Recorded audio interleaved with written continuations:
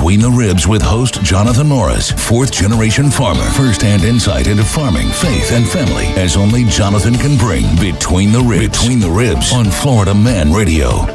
What's cracking like it all, y'all? Jonathan Morris here, Between the Ribs, with Heather Hippopotamus laying it down. What's going on today? Oh my goodness, so much in the world right now. It is. We had a busy morning already. We had a busy week. Had a lot going on. Welcome to the show. If you're behind, you can catch us on Facebook, Instagram, TikTok, X. We got all kinds of videos out there. YouTube. Yeah, if you miss one of these episodes, we do have it split up that you can go to our YouTube page and rewatch it. Or if you missed something and you want to go back to it. Yeah, check us out on every platform. We got a lot going on. Show is brought to you by Organic Meats Morris Family Farms, where you can get homegrown beef, pork, chicken, lamb, and all your vegetables. This is the time to get involved. 407-402-5686. Be in control of your diet, your food, your health. Shop local, shop from a farmer. Now, let's get jiggly wiggly. And I'm sure a lot of people have talked about it, but I always have my take on life and things. Heather, I asked you to watch the debate at your house. Yes. With me, not necessarily at my house.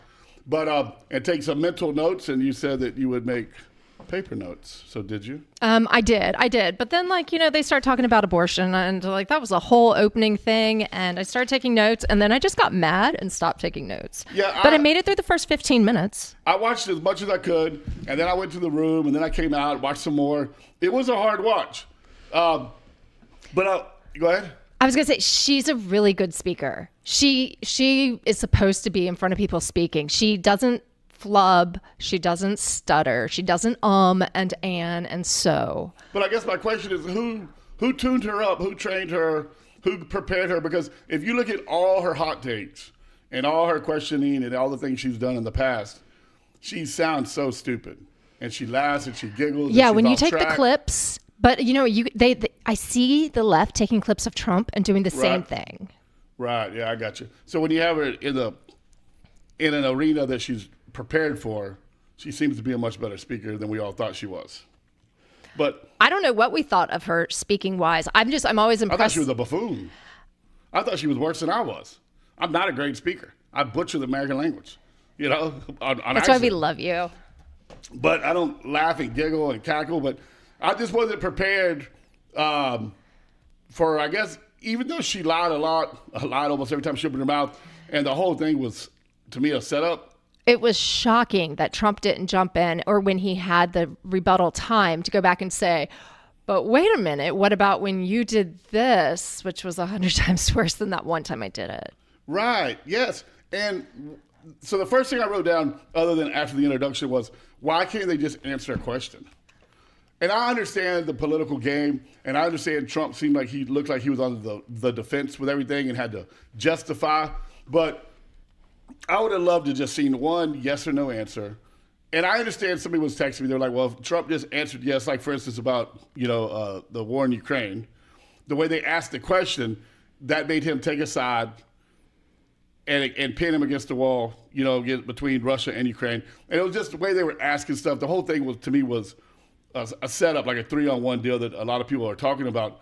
But did you notice the introduction?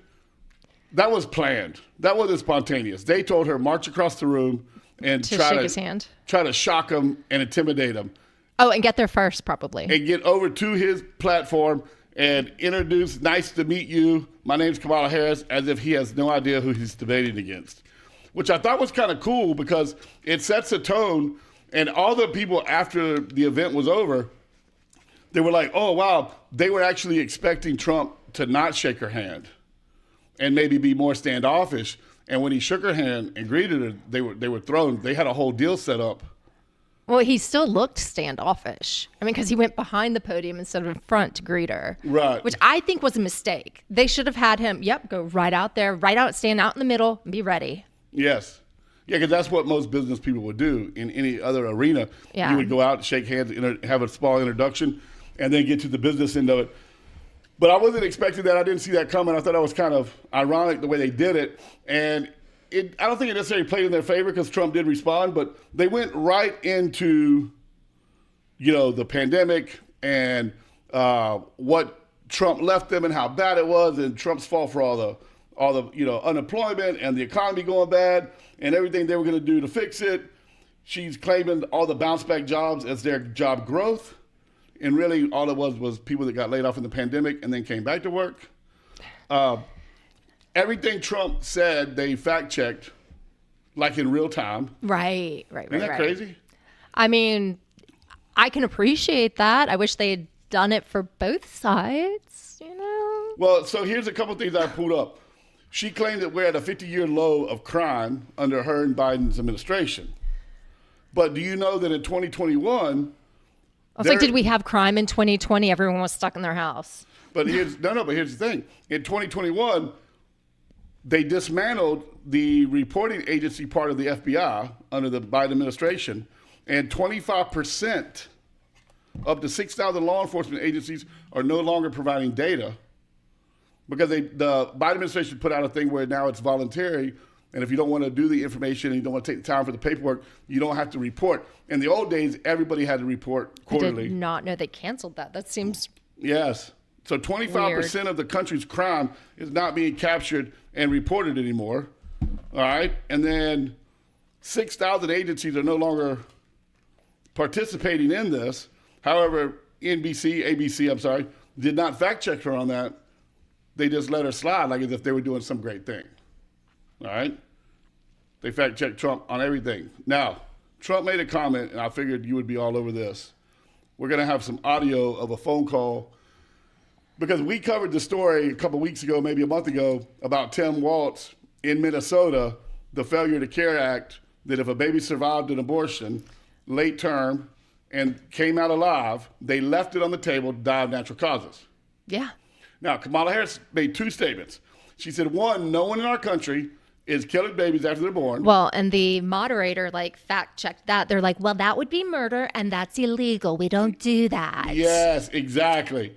But they do. They do, and they're still doing it right now. They've been doing it, and they're still doing it now. This audio, we can't play the whole thing, but it's sickening how they tell the lady that it's actually better and safer for the mom to, instead of carrying it to term or having an early early abortion, to let the baby grow big enough that they can dilate her cervix and give the baby some injections to stop its heart over a period of 2 to 3, 4 days. I mean, the organ is bigger at that point. The organs are bigger and more mature, so they're more valuable. Oh my, is that what it is? And they stop the heart naturally so they can save everything. Oh, that's disgusting. I didn't think that far into it. Oh, wow. So it's nauseating. It's absolutely the most barbaric thing next to circumcision. What? No, it's definitely the most barbaric thing. What's wrong? We'll skip that part. Are we going to get into circumcision? No. We were just talking about babies and stuff. It's barbaric what we do to babies. For the record, I am a circumcised I don't need man. to know that. The I'm whole just world saying. needs to know based on your statement. No, the views they and don't. opinions of Jonathan Morris do not line up with Heather and her uncircumcised family. Wow. I didn't say anything about whether or not my family was or was not. Based on your statement. I'm just saying. Can we move on now? Well, it's kind of along the same thing because it's still mutilating a baby. Okay. They don't feel it. What? It goes away quick. Okay. Imagine being alive when you were a grown man and God said, all right, we're going to circumcise everybody. Have to line up for that shindig. At least the baby is over within a day. It's healthier. It's cleaner. Just stop. We're not going there today. This is not a show about circumcision. So we're going to play this clip, just a little bit of it. And then I want to know what you think about it. Feel free to comment. Right, calling the Care Clinic in Bethesda, Maryland. Thank you for calling Care. How can I help you? I am looking to have an abortion. How far along are you? I'm 34 right now. I am in a pretty desperate situation. My boyfriend is kind of out of the picture now, so I don't really have any support. An abortion at any stage is actually much safer than delivering a term pregnancy. It's a 4 to 5 day procedure. We do some basic lab work on you and start to dilate your cervix. After that, we do what we call the fetal injection. A needle is inserted through the abdomen and into the fetal heart where lidocaine is injected, and that will completely numb the fetus so there's no pain. And then after that, we inject a medication called digoxin and another medication medication called KCL into the fetal heart, which will slow and then stop the fetal heartbeat. And then on that 4th day, depending on how your cervix is dilated, we'll break your water, and then we'll give you a medication called misoprostol. Misoprostol will sort of induce contraction and increase the dilation of your cervix. You're going to have contractions and cramping, and then we'll assist you in sort of pushing in the induction and then remove all of the products of conception. You're definitely going to feel discomfort and cramping and a lot of pressure, but we do give you fentanyl and Versed during the procedure. We specialize in later trimester care. Our doctor is very well versed in what he's doing, and he's very good. So I'm not like a rare situation. Y'all help women this late in pregnancy all the time? All the time. So it's absolutely disgusting. And this is a live phone call, by the way. This isn't like, I mean, obviously it's set up because the girl is calling. She's not looking for an abortion. But all the responses and everything from the abortion clinic are true and factual, and these are things that they provide for people. We should totally reenact, not even just reenact, we should call abortion clinics and record and ask. Well, if I call, they probably won't give me any answers. Right, but I'm a girl and I can call. Maybe I'll call as a trans man who accidentally got pregnant, and I don't know what to do with it. Oh, yeah, because you can't be a man. Well, you can be a man and They pregnant. can't deny me services if I identify as a woman. How about that? So weird. I don't know. I don't have answers to that nonsense. What do you think about her earrings? Have you seen that story? I did see the story. Do they look close enough to go? Well, and I thought they were funny, like looking at the menu as I'm like, oh, there's one of those hot items that you see a celebrity have, and the next day they're flying off the shelves. Okay. They just looked heavy to me. They looked really heavy and bulky, and I'm like, they did catch my eye, which I guess that's why she wears them. Right. But yeah, this story, go for it. Well, I don't know. That's why I'm asking. And we're going to talk about this on Clean the Plate later on, have an open discussion on is there any factual evidence behind this other than the similarity. And if you look in the video and all the pictures they posted, they look very, very, very, very similar. So what is being rumored is that these earrings are actually a speaking, Like an ear pod, like a hearing piece that somebody's feeding her information. Yes, because I was shocked with some of her responses. They were so to the point, matter of factual, almost like somebody had prepped her, like maybe Trump had a leak inside his camp and she was prepared for the things he was going to say. Because you could look at her face and she was deep in thought, almost as like she was receiving information or contemplating something. Or organizing in her mind. People do that. Yeah, organizing in her mind. And then after everything's over, I was like, man, how did she do that? How did she pull that off? And then you see this story, and it's like, all right, I can buy it a little bit. I can buy it a little bit. What do you think? A lot of people are like, oh, no, they're doing the same. Those are a Tiffany knockoff.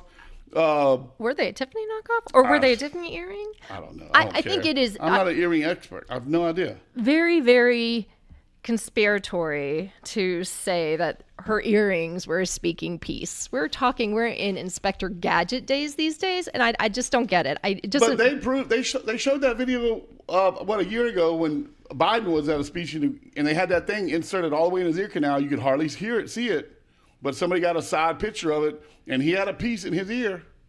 This isn't the first time they would have done that. You know?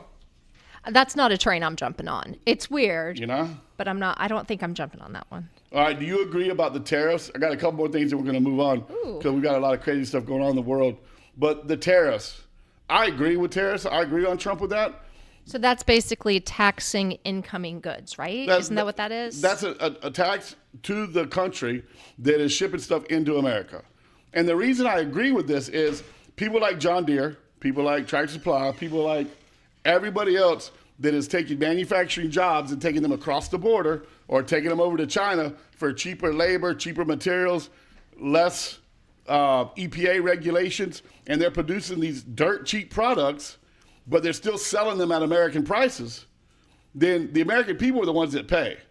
They ultimately pay. They pay the biggest price because they're losing jobs, they're losing their economic value in their communities, and it's like the broken window thing with Giuliani. Once you have one vacant empty warehouse in a building in a town that people start messing up in and shacking up in and breaking stuff in, and then another one goes out of business and another one goes out of business, and it's like that domino effect. Mm-hmm. So you want to keep everybody employed, keep all the factories running, and when companies start jumping overseas to save money, I think it's only fair to say, okay, great, you can go to Mexico and China and build your stuff, sell it in China, sell it in Mexico. But if you want to bring it back across the border, you're going to have to pay. Or keep your buildings in America, build with American people, with American supplies. And ultimately, we will pay more for Kamala's plan than Trump's plan. Oh, I totally saw that. Yeah.